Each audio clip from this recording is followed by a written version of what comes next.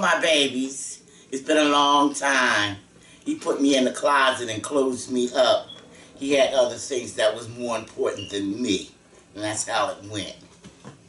Now, how have y'all been doing? I've been wondering what's going on with your lives. I don't hear anything, and you know, it makes you feel a little bit lost there. And here come the holidays, and Thanksgiving done slid on past us, and to be able to say thank you to God for all the many things that we have, or to the extra things that we have that we can share with other people, and to let other people know that they're loved just as much as you are. You know, a lot of people don't have the things that we have, and then people are having floods and this and that, and things going on in their lives and everything. And it's kind of knocked out the things that they've had. We've had people here who've had fires and things like that. You know, it's a heck of a time of the year for a fire and stuff like that to happen. But it does happen. You have it today, and tomorrow you don't have anything. You know, and you just wonder what's going on, because you was up maybe at the top and now you're back at the bottom again. But that's how life really is. A lot of times you be up the top, and you look, you turn around, you're back down at the bottom again. You know, first shall be last and last shall be first. You know, in reverse it goes like that.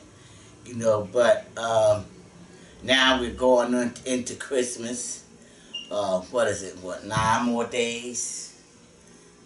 9 more days, it'll soon be... 8 more days? 8 more days, it'll soon be Christmas. And that's the coming of Jesus coming into the world. And the blessing of this whole world, of Him coming and saving our lives, teaching us the different ways of the Bible, or the ways of the Bible, what to do, what not to do, you know, and trying to make things go the right way for us, trying to save our souls, you know, and so many wonderful things happen during Christmas time. I can tell you that it really does happen, because this has been about 2 years. It ain't been no more than 2 years ago. I had went to the supermarket, and when I was in the supermarket, I bought up at least $200 and something worth of food. And got to the cash register, and the lady started ringing it up and everything, you know. And after she rang it up, it's about $2.50. And I'm going through my purse, going through everything to make sure that I have the money, and I didn't have a nickel. Not one thin dime that I had. And believe me, I was fit to be tied. So I told the lady, I said, look, I'm not trying to get over or anything like that. I said, but, I mean, let the food stay in the carts to the side there, and I'll go home and get the money, and then I'll come on back, you know. And I figured in the process of it all, it might take about an hour and a half. And the lady was behind me, so she said, "No, I'm not trying to get in your business, miss, but I mean, what's your hold up?" I said, "Well, I thought I had my money on me. I found out I don't have enough money on me." So she said, "Oh, don't worry about that." She said, "What's the bill?" They told her the bill was like $2.59, something like that. She pulled out her wallet, gave the lady her card, and they zapped her card through. And she paid for everything. And I just stood there. That was the first time, truly, in my life that anybody had ever done anything like that for me. You know, it's usually the opposite when it comes to me, but I just stood there. I stood there and I cried. And it just took me out. You know, that things like that really can happen. It's not a joke. Or, you know, you say, you believe in miracles? I believe in miracles. I do. I truly do. It really just took me out, and I was, you know, she didn't ask for no phone number. She didn't say you could pay me back or none of those things. She just said, Merry Christmas. And I was done. I brought that little bit of food home. I was so done. And I'm telling you all, we all have to learn how to not just make Christmas special for one day of the year. It's going to be special every day of the year. Especially when you have to get dressed and, you know, have clothes and food on the table. You think those things are important, and you don't. When you have a lot of kids, you got 3 or 4 kids, even with one kid, that's important to have those things. Let me tell you, I got up many a morning, 5 o'clock, getting up, getting dressed, getting them dressed, so I could begin my day working 2 jobs, you know, going, putting them into the centers that they believe that they supposed to go into, and then I had somebody like pick them up, or I would pick them up before I went to my second job. And I had somebody at the house old enough, my babysitter would come in and watch them. I'd go somewhere else and work for 8 more hours, sometimes 6. And let me tell you, it's a job. You go out there for years and years doing the same thing, asking God to help you, asking Him to protect you, asking Him to be with you, asking Him to bless you. First of all, if you got a place to go, that's a blessing right there. And to have food on your table, you may not have something different every night, but to have food on your table, a second blessing. And to love them, try to give them love, understanding, and discipline. Because I'm just one of them people who just happen to believe in discipline. I can't say I don't. I'd be the biggest liar in the whole wide world. Sometimes you gotta shake, rattle, and roll that bag. Though you trying to cover something up in there, you gotta shake, rattle, and roll it to make it understand that you mean what you say. And Jesus said, you know, you love your child enough to discipline that child to do the right things, because if you don't discipline that child, someone else will. You know, it's a sad world out here. It seems like all the children are getting hurt up. I mean, what they got to do with it? You know, people get themselves into situations and things, but yet the kids have to pay for it. I feel as though if you feel as though you don't want to live here no more, you don't want to be here no more, you ain't in love with the world or Jesus or Mary or God or whatever no more. So why do the kids gotta pay? You know, you want to go where you want to go, so you have rights over them. So now what are you going to do? Take them away from here.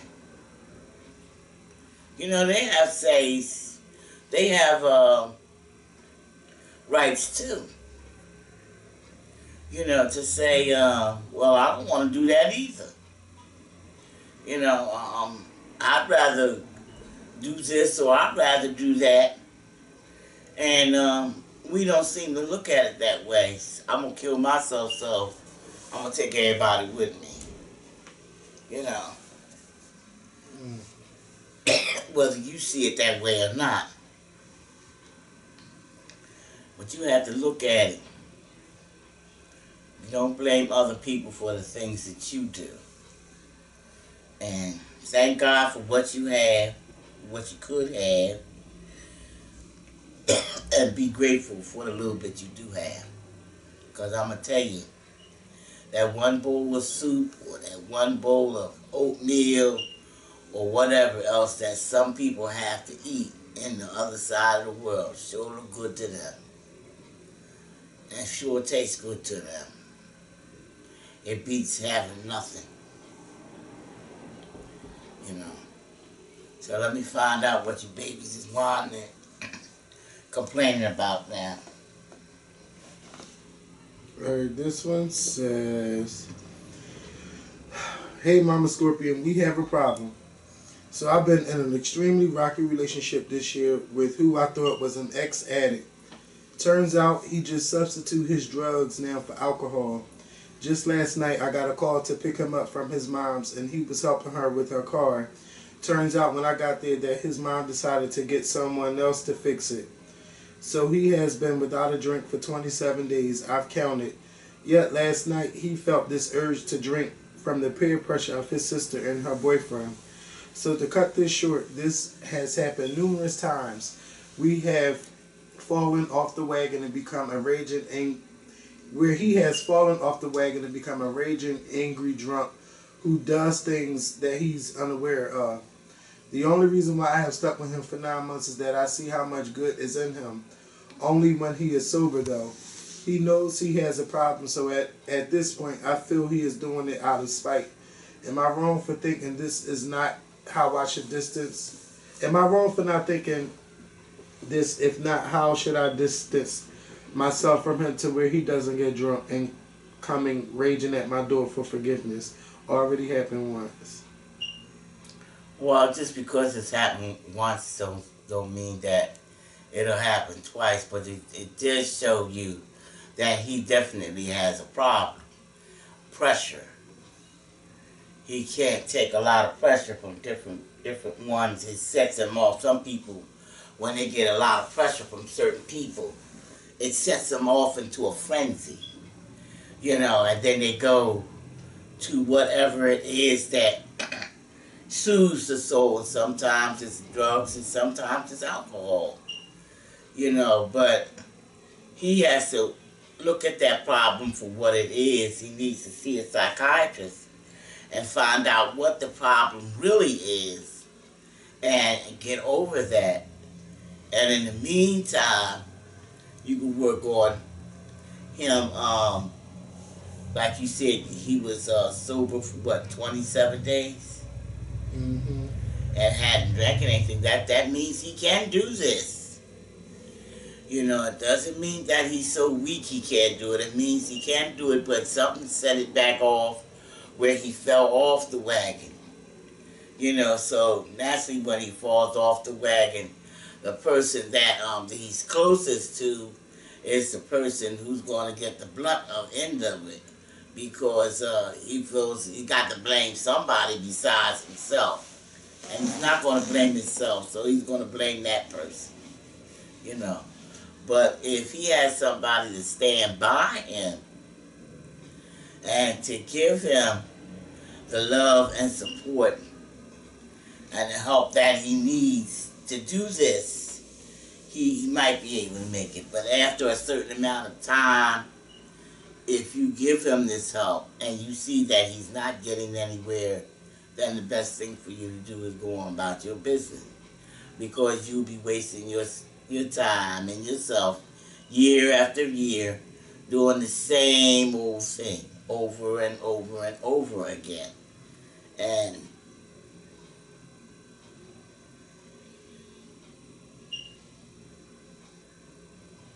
did you just fall asleep?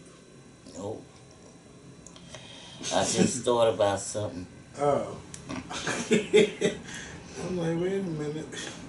It's sad, but know,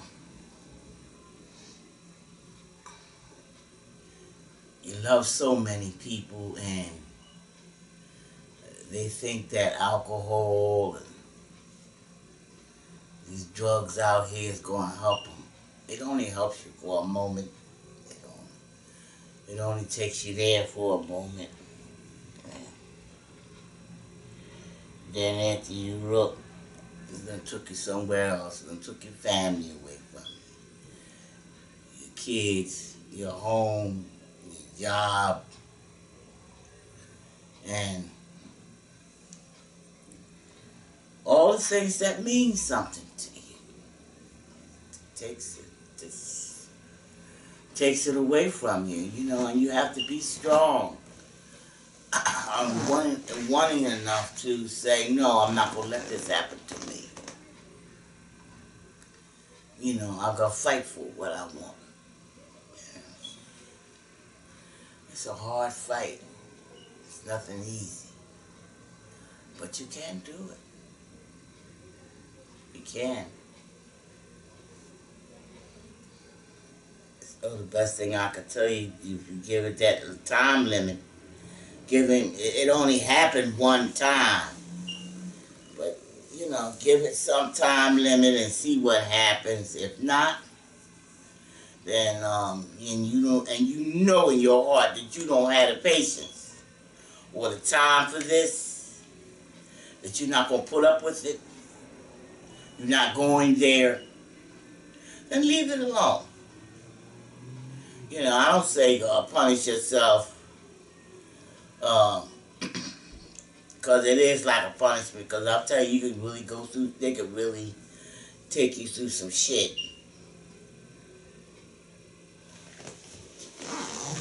So, it's up to you monitoring it. So let me know about it. Alright, the next question says, hey Mama Scorp, I'll make this brief. I'm a 25-year-old guy. My best friend got married 3 years ago, and she and her husband found out they couldn't have children. Long story short, they asked me to donate sperm for them, and I did. She got pregnant, and after having the baby, her husband left her.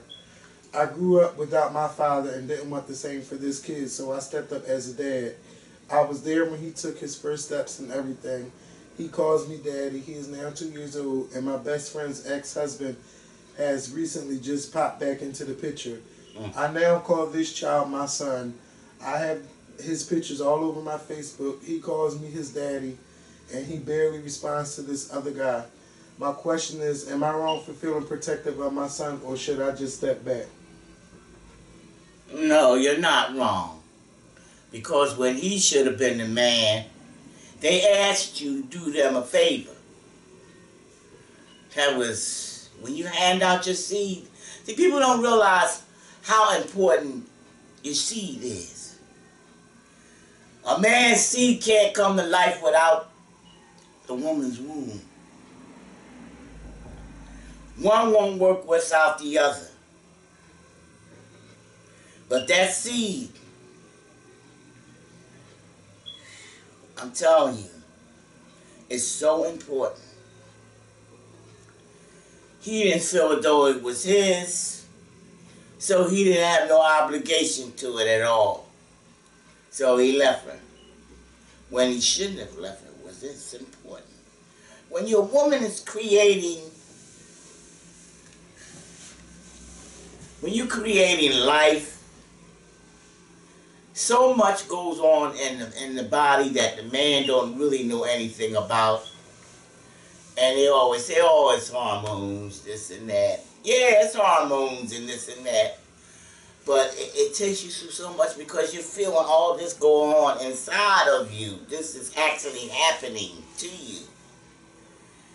And then to have somebody there to stand by you, to help you do this. A baby can feel what's going on.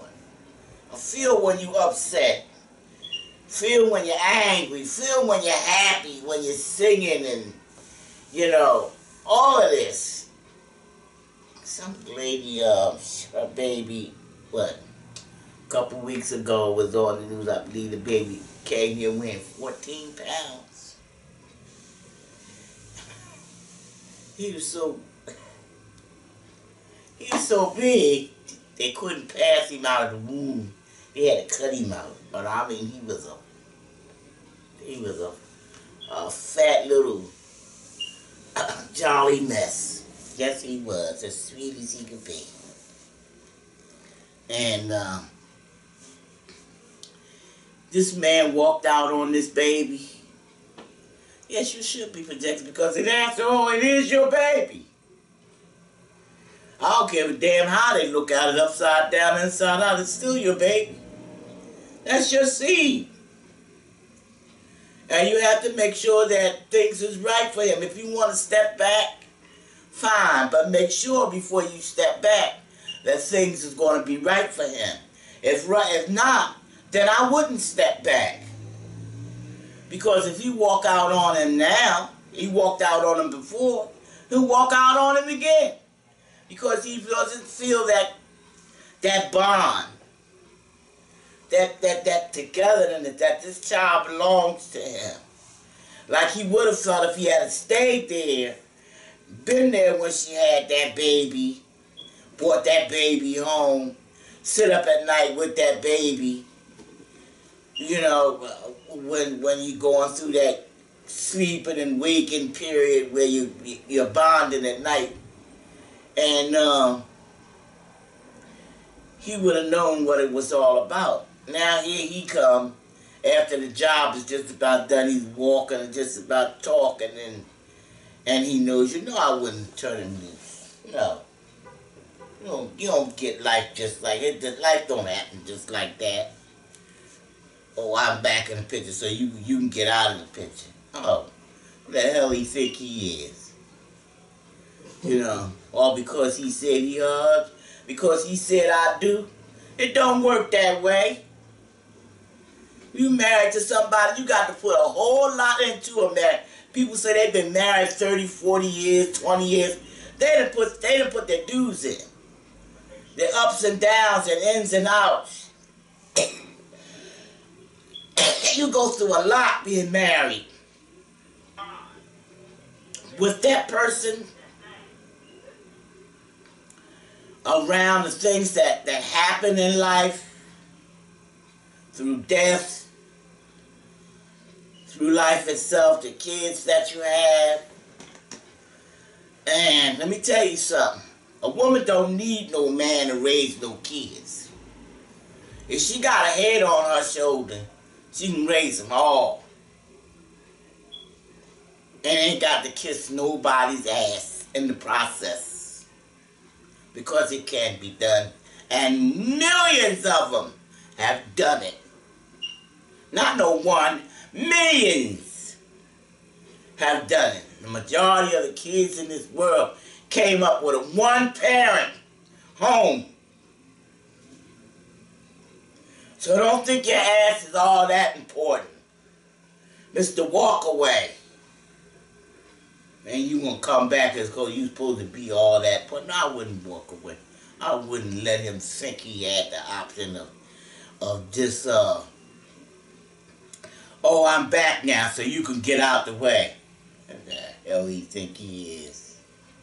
It's up to her, though, whether she want him back. That's on them, but he's still your son.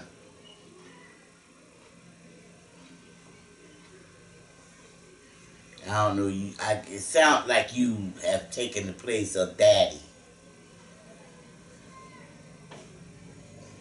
And the only reason why you haven't been daddy is because she was married to him. Now, if she's still married to him, because she's in love with him? Or because they got married and she don't believe in divorce? Or whatever. So, I guess you'll have to straighten out all that part. But when it comes to that, that's your son, baby. keep doing what you've been doing. And at least you was man enough to step up and do what it was right. Let me know what go on. All right, this last question says, how do you deal with a friend who is now in his 20s and dealing with issues of his parents finding out he is gay and treating him bad and disowning him? When you have already been through that when you were in your early teens, you are now both in your 20s and you want to have fun and enjoy life, but he is dealing with his issue, but you really don't want to hear it because you've been there, done that about you. You've been there and done that. You want to be there for your friend, but you don't really want to go back to that place personally. Well, you know, it's hard to step back into something like that because that's really deep. People say it's a bad way to live. God condemns it. Yeah, he said man was meant for woman, woman was meant for man. But somewhere along there in that track of what was meant for what, there's so many books, so many things that have not been revealed to man himself. Because other people thought as though it didn't seem appropriate. No, he meant it to be this way. No, he meant it to be that way. Don't nobody know how he meant it to be except him. But something tells me, my God is not a stupid God. And what he does is good. Everything in the Bible says, Genesis, it says, and it was good. Everything he created was good. So, he created man and woman out of that bone and that flesh. A freak of Mother Nature was somewhere along there too. She got involved in there. And we do have things that happen on the side. Everything don't come out straight. And I don't think God forgot about nobody. I don't think he condemned nobody from the beginning. Just saying, well, if you do that, you're condemned. No, that's not him. I don't care what nobody say. My father's not like that. And I believe eventually it will come out like that. Because it's too many.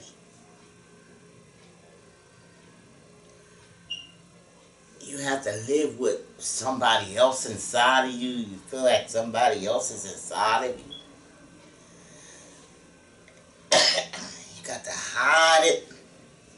You don't want nobody to see it. So many people have lived that life where I'm straight and snuck out in the backyard, threw the pipe over the fence into the ground, and did whatever else they had to do until they was found out. Went on, shot themselves, killed themselves because their friends or whoever else found out. You ain't even got to do that no more. Because the people that you thought was this and that aren't anymore. And ain't nobody really hiding anymore. For what? Truth is the light. Jesus always hollered about the truth is the light.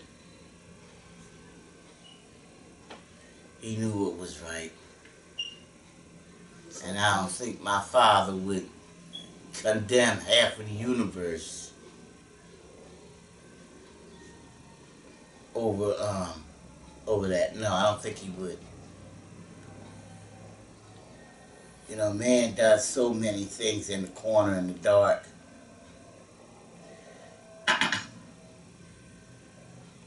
What could he say about a man going with his own daughter then? If that was the case, they've been doing that since the beginning of time. My sisters and brothers, bloodlines being too close, it created a whole lot of freakishness. It made a lot of things that was natural at one time become unnatural.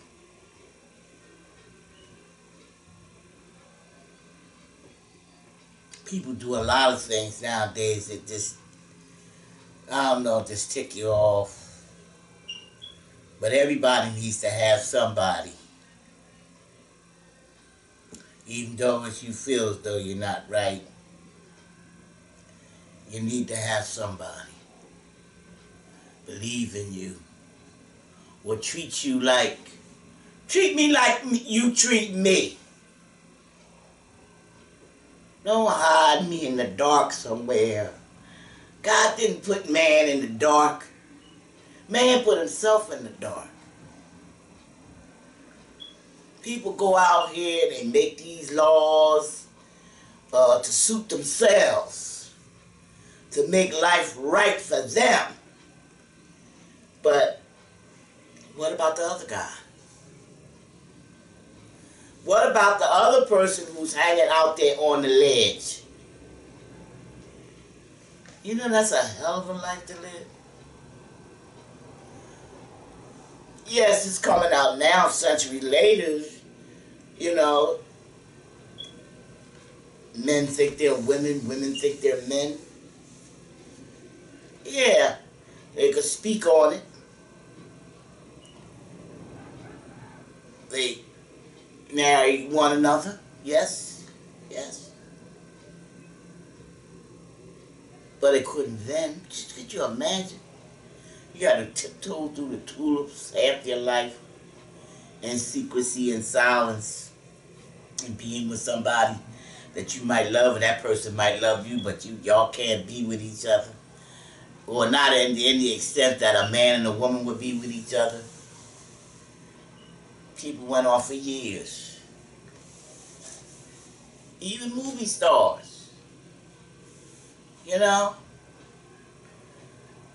Yeah, a whole lot of them handsome was out there. The women chased them. Oh, this and that. And come to find out, it's gay. Oh, I would have never thought you could. Did you know? Yeah, child, he was gay. He was. I would have never thought it. And could you imagine? You had to be a hell of an actor. You're living the life of straight man, the gay man, in between man, all those different characters. But the main character that you want to be, you can't be. That's a heck of a life. You gotta be strong to live that life. You have urges and things within inside you, like I have urges and things inside of me. And it just don't happen for you a lot of times that way, and it's a hard life for them. And I don't think God said, "Oh, I condemn you from the beginning. You came here, no, you gonna come here gay, and I condemn you before you even get in the world." Come on with that. You think your Heavenly Father is about all that? And most of them feel God in their soul just like you do. Who love Him, who honor Him and worship Him. And then say, well, I guess when it's over with, He's going to kick me down in hell. Or wherever they say I have to go. I don't believe that. I don't believe my Heavenly Father is like that. He condemned you before. Well, what did Jesus come here for?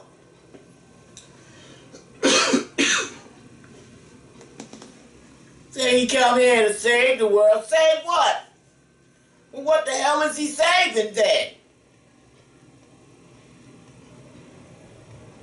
No, my Father's not like that. No, He's not. He's not condemning anybody. It's the way you live your life. You want to be gay? You can't help but be that? Then so be it. But be a man, be a woman. Take care of your responsibilities. love, and be whatever it is that you have to be. But don't walk around feeling though I'm condemned before I even got started. I ain't even get out my mother's womb and come here like that. How can I wash that out of you and you come here like that?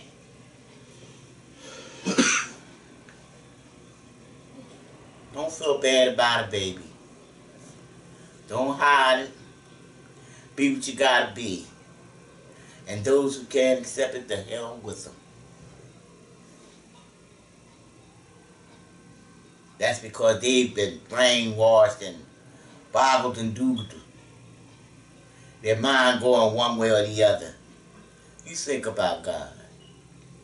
You think about what He represents, what He's supposed to be. You think you can condemn people before they get like that? Oh, so-and-so made him like that because he played with. Get the hell out of here. Believe in that shit. Some girls, a mother that tried all her life, put barrettes in her hair and fancy clothes, and she would always run upstairs and take that shit off and go put some boys' clothes on and go on about her business and be happy. Shit. Let me tell you. When I told my mother that I was pregnant, oh my God, I couldn't figure out what was I going to tell this woman. How was I going to tell this woman I was about to have a baby? I got her down there. I told my mom would like to talk to you. She said, what's the matter? And we in a pretty good relationship. I'd like to talk to you. And I told her I was pregnant. God knows. He was a bum, but. And it wasn't like I didn't know, because everybody told me. He said, you don't want him. He said, he's not for you. Oh, I was going to make every damn body wrong. Oh, everybody had to be wrong. But I ain't let this click up, the light come on and say, click. Somebody got to be right somewhere in there. When everybody tell you the same damn thing. Oh, no. I was a church girl. I went to church every day. Went to instructions classes. I loved it. Ate it up like it was. Couldn't get enough. I told her, my mother, she sat there. And she cried. I said, oh God, I'm so sorry. She said, no. She said, she was crying because she was happy. What? Child, you cry because you're happy. I'm having a baby. You know what she said? She thought I was a lesbian. I said, what? Yes, she did. I said to myself, well, ain't this bitch? You know, she thinking one way, I'm thinking the other. She was so happy to be a grandmother, she didn't know what to do. She didn't know what to dance on the ceiling or what. Which made it better for me at that time. But I didn't know she was thinking the way she was thinking. I had my girlfriends that I just hung around with. You know, we wasn't doing anything that was out of this world, or we was trying to go to school and go to little dances and parties. And but damn, I didn't know I laid that big impression on her. She thought I was. I had to laugh when I thought about it myself. But I tell you, live your life the best way you can, but Don't be a fake to yourself. You were sneaking and peeking and hide. Because God ain't like that. God don't sneak and peek and he don't hide nowhere. And he ain't come done man like that. He said everything he made was good. And that's made right into the soul. You know. Yes, it can happen from a person doing the same thing to somebody all the time. But the majority of the people that are like that, or gay, or however you want to put it, it's born in them. You may not see it. It's a trait somewhere in that gene. You may not see it at the time. And then all of a sudden it starts to come up, come out. Or you see that baby, he get up from there and he loves it. Oh, no, you don't want to do it that way. You see, did you see what he did? Yeah, child, that baby gay. Yes, he is. See, he's as gay as he can be. But what do? You born that way. Oh boy. God get blamed for everything. Everything. But I can tell you one thing, live your life the best way you can. If you want to be friends with your friends, you don't want to help them go there. You don't want to help them climb up out of that valley of the green giants or the black giants or whatever it is, because it's a hard way to go. And anybody that can't accept it, that's on them.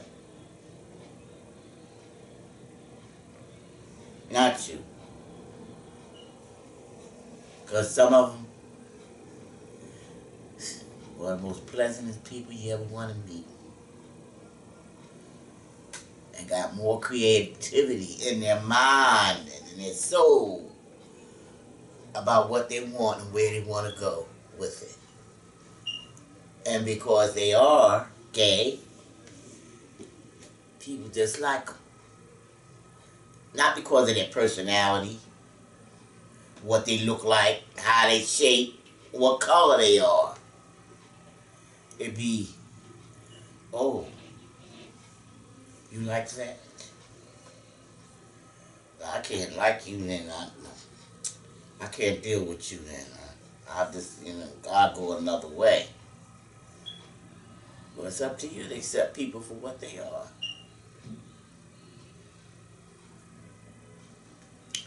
So I hope that answered that question for you.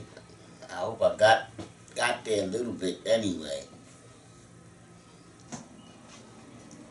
And I wish you all, hope we'll have one for Christmas. Maybe it won't be 2 years from now when I get, or another year from now when I get back. For some people,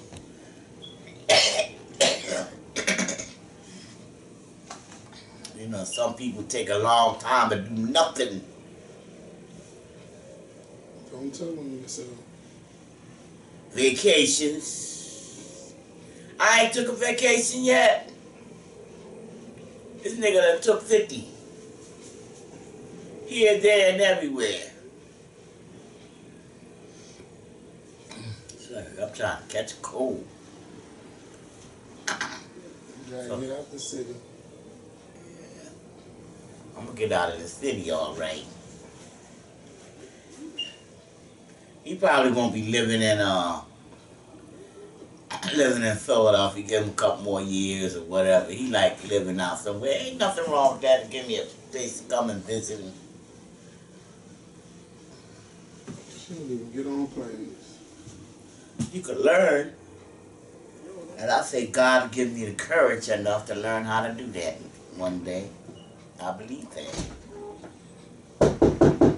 Who is it? UPS.